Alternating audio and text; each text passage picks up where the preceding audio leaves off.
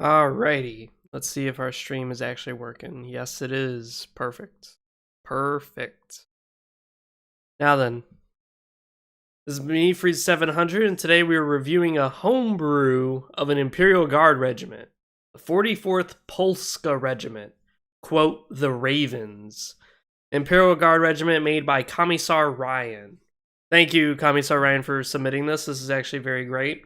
I like the idea of a Imperial Guard regiment instead of a Space Marine because, you know, people keep sending me Space Marine stuff, and some people try to get all fucky wucky and send me Space Marine stuff that's like mixed with something else.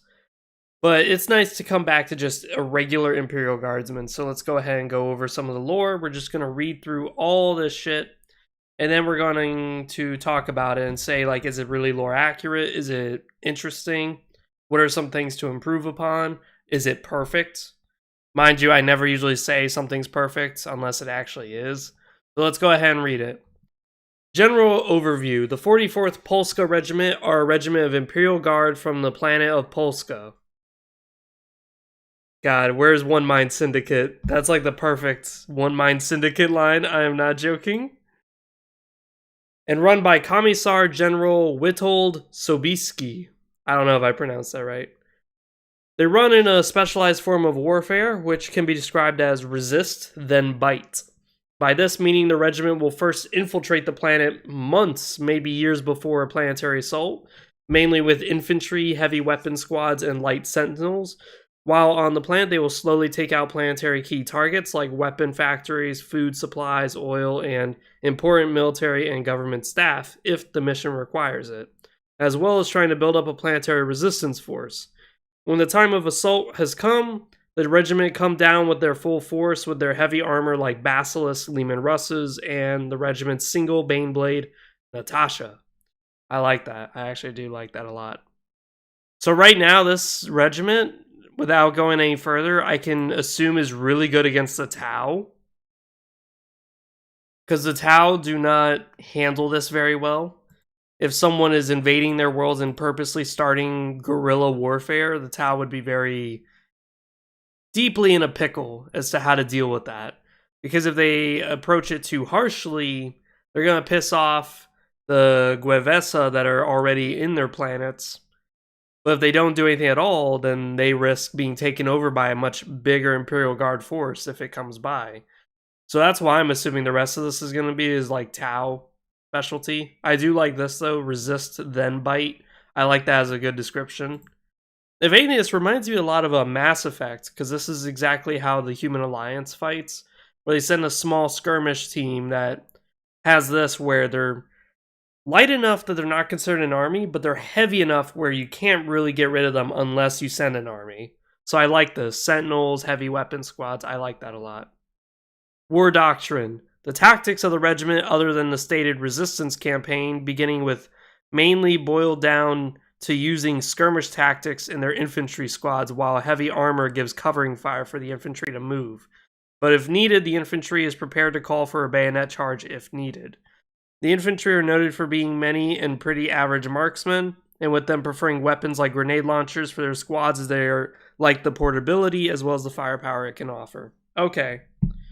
So here we learn a bit something that's interesting is that their main tactics of fighting isn't your like Kriegsguardmen where they just fortify and establish a shit ton of basilisks. No, they prefer instead to just keep skirmishing. They don't prefer all-out warfare where it's just giant armies clashing. They instead prefer skirmishing. So you'll see just a few squads shooting at somebody, kind of like a Battlefield, I guess, video game type scenario, where it's really just fighting over tiny objectives, but it causes so much destruction that you just kind of back off. And I like this too. They prefer grenade launchers and that their marksmen are pretty average. I like that. So there's really nothing unique about this regiment except for its tactics and its strategies and what it specializes in, which is great. That's great. Because I see it too many times where people will do lore for like homebrew, and they'll make it where their regiment is just so amazing, so hoity-toity, so perfect, so unique. Here's this one where it's like, this regiment could probably exist in lore. I could totally see it so far. I haven't read the rest. Let's go down to the rest. But so far, it's very believable. They're not really a specialty. They just simply found a good tactic that works for them. I do like that so far.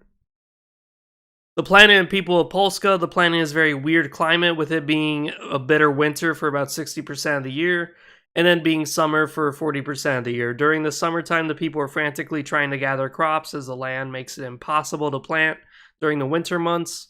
It also doesn't help that the planet has a death world variety of creatures wanting to kill them, with the most famous being the Polska needs weeds. Needs weeds? Is that really what it's called? Oh my god. Whoever did this had to be a stoner. Needs weeds. With it being a large bear-like creature that lots of officers hunt and take their skins as cloaks, probably rolls it up and smokes it as a joint. The planet is also fairly heavy in industry in terms of making materials needed to keep the war machine rolling, and planet is also famous for making Polska vodka, which is notoriously strong. Okay.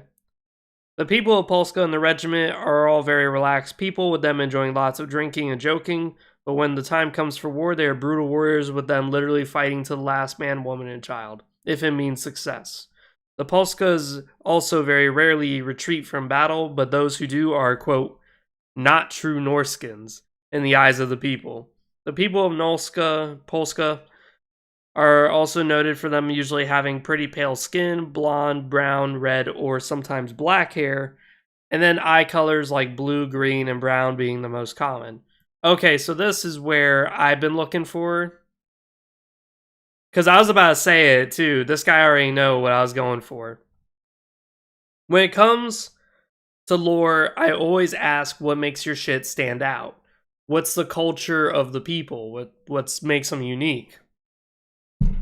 This guy here just hit it. This is what I was looking for. The people are very relaxed, usually a merry bunch. And then during times of war, they disgrace their own people if they ever retreat. So that right there is what I was looking for. So in other words, we can already make like a book about this, a novel featuring the Polskans saying, hey, you know, here's this commissar going about his day, and he lets guys run away only because he knows that those can't be Polskans.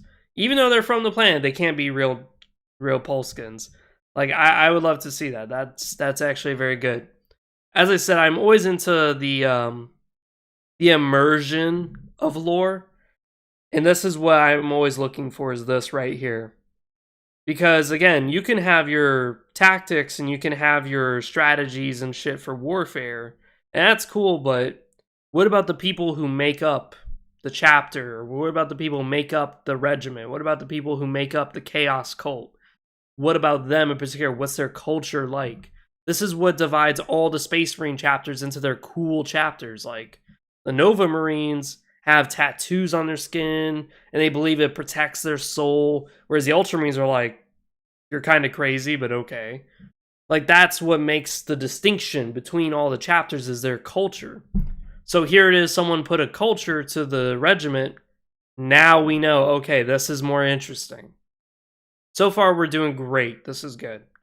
Regimental uniform. The regiment's uniform can be seen below. As with the cloth being a black and the armor plating being dark gray, to aid the regiment when it comes to stealth operations, with the only bright part of the uniform being bright is the Aquila. The regiment's reasoning behind this comes from an old planetary saying, even in darkest nights, the Emperor's light still shines. For all members of the regiment, camo cloaks are also standard gears. They use them back home to hunt dangerous creatures, as well as it is handy for stealth operations. The regiment commonly does. Okay. So this is nice. I kind of wish there was more pictures.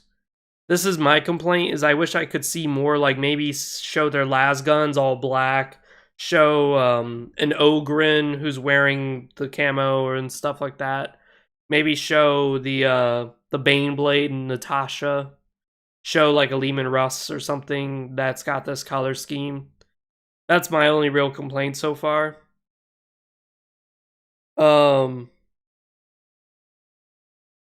I do like this though, and how he's keeping it back. He's tying this all together. So in other words, not a single paragraph here is its own thing. Instead, they all tie together nicely. It's like, okay, dangerous creatures from a death world. Hey, that explains why these guys are doing a infiltration type thing. And then, oh, look, their main battle tactics are skirmishes, not full-on warfare. Okay, well, hey, look, that ties really nicely with their uniform. Their uniform makes sense. Them being one of the few regiments who seem to actually use camouflage. Mind you, in Warhammer 40k, camouflage isn't exactly that very popular, especially with Space Marines. They usually don't do it. So I like that it's all tying together. Regiment organization, the organization is in 10 companies. Okay. 3 standard infantry companies, 3 way stalker companies, the ones who go in and do the resistance activity, but also can be used as normal infantry as needed. Okay, so they have some unique way stalkers. That sounds like a... Sounds like he took a bit of inspiration there from Warhammer Fantasy. The way stalker, the wood elves. The Hussar companies. Armored, one has Baneblade and Leman Russ tanks, the other has transports and artillery and other armaments. The Winged Hussar Company, the Cavalry Company used for recon and skirmishing, but are willing to do last-ditch charge with power swords and lances if needed. Okay, interesting. So the Hussar Company, one of them would be the one that has Natasha in it, which would be the command, the fortress, essentially. 1 command veteran company, squad consisting of 10 times guardsmen, okay. Sergeant with las pistol and chainsword. 7 las guns, 1 grenade launcher. A ties it back together. Grenade launcher. 1 squad marksman. Okay. I kind of don't agree with the 1 marksman because he did say that there's supposed to be plenty and they're all supposed to be average. So I would expect a little bit more marksman. For 2 Scion squads in the regiment. Oh. Scion squads inside it, huh? Sergeant with plasma pistol and power fist. Wow. Heavy weapons gunner with hot shut oh, okay. They're really bringing on the heat.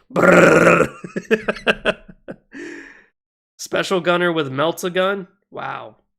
7 squad mates with hot shut. Oh my god. Dude, there's gonna be so many lasers. As a regiment only holds 2 Scion squads that get all the fancy equipment to do their jobs with the best tools available to them. Other notes that didn't fit in elsewhere, the regiment is most notable for its aid in the defense of Cadia, the Third War of Armageddon, and for the light aid in the Vigilist campaign. The regiment is also large disliking of chaos, as the planets they help liberate are often chaos planets. Oh. And so they see the effect they have there on their people firsthand. The regiment is 2 Scion assault squads, and them being the 569th Storm Squad, the Angels of Polska, and the 795th Storm Squad, the Griffins. The officers of the regiments hold a large emphasis on solving their differences through dueling with a lot of pride, with a lot of them priding themselves on their swordsmanship, but as a whole, the Polska people do put a large value on swords the same way the Katachin regiments do their knives. Okay, so we're at the end. Okay. So my little lore issue is actually going to be these. So the main description of this regiment, I would have figured is good against the Tau.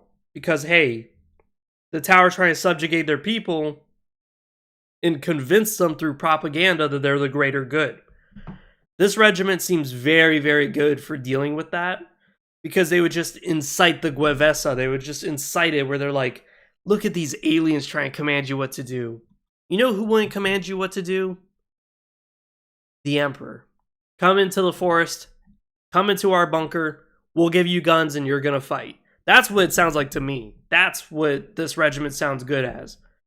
Against chaos, though? I don't think so. Just because if you're on a chaos planet, you're talking about a heavily corrupted area. It's got demons everywhere, a lot of shit. And I don't see anywhere here of him talking about priests being in there, anywhere of him talking about inquisitors being around this unit. And this unit seems pretty average, so I wouldn't send an average unit without inquisitor support against a chaos planet. Because you're expecting them to turn traitor and go fucking insane. Especially for a merry bunch like these guys. Yeah, I don't know. That's my opinion on that. But also the swordsmanship, I don't know where the fuck that came from.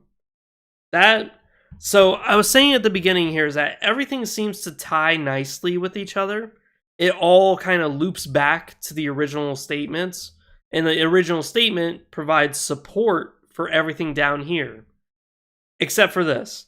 Random as fuck. They just randomly talk about swordsmanship.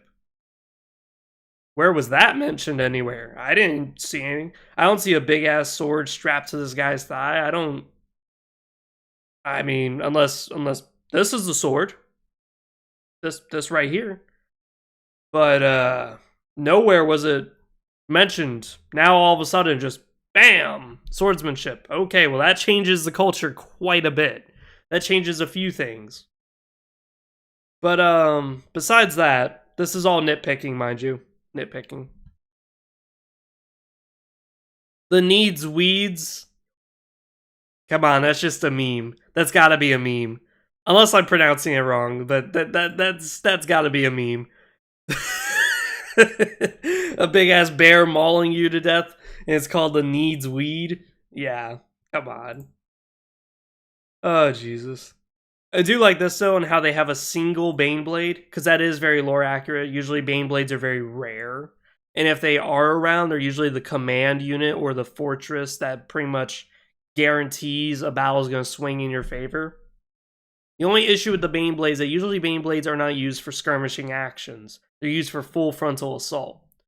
So for a regiment that specializes in skirmishing, it would be understandable to me that the Baneblade doesn't see a lot of action. It probably wouldn't.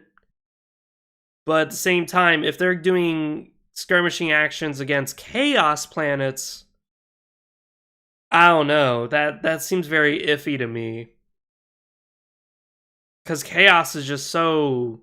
You just don't invade their world with regular dudes. You usually need to do it with like Inquisitor support, a lot of other stuff.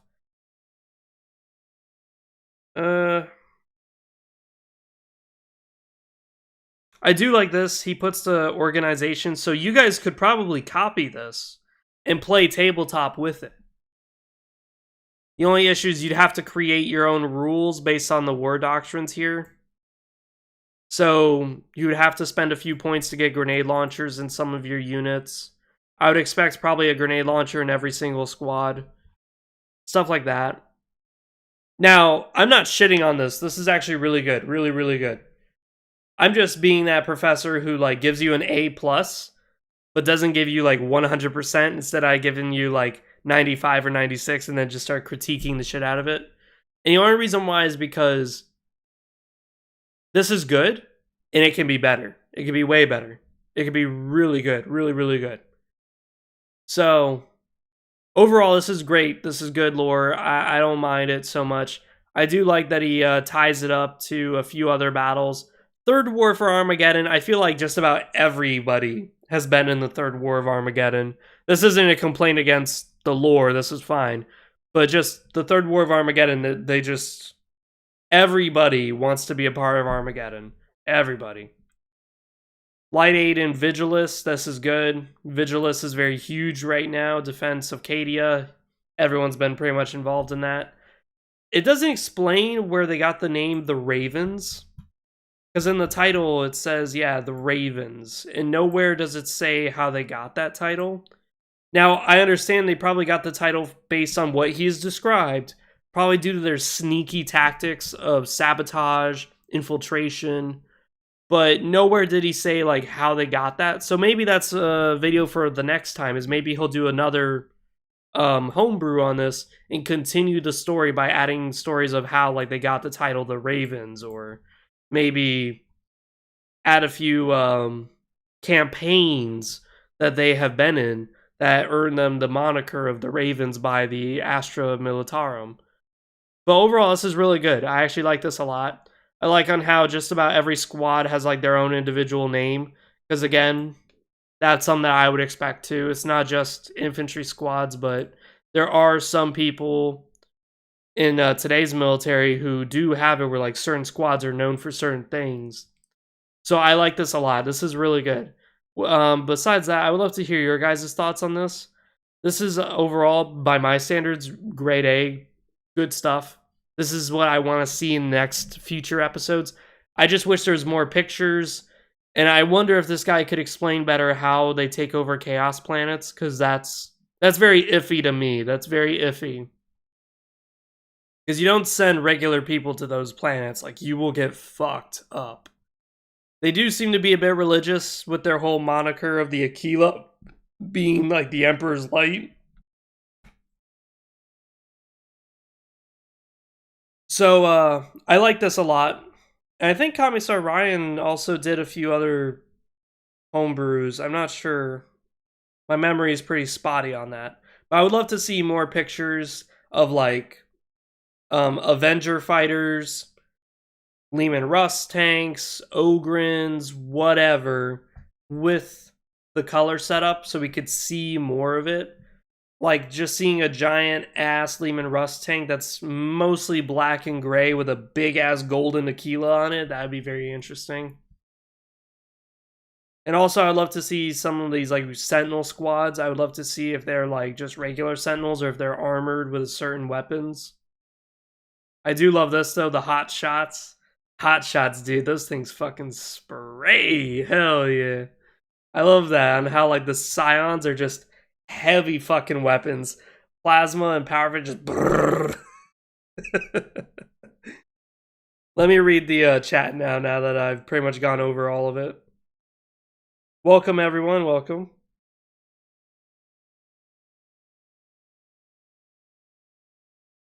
What homebrew is next? Well, the next homebrew would be the Sons of Ire that Trooper Geo did. It's just that I haven't really done an Imperial Guardsman in a while, so I figured let's do it.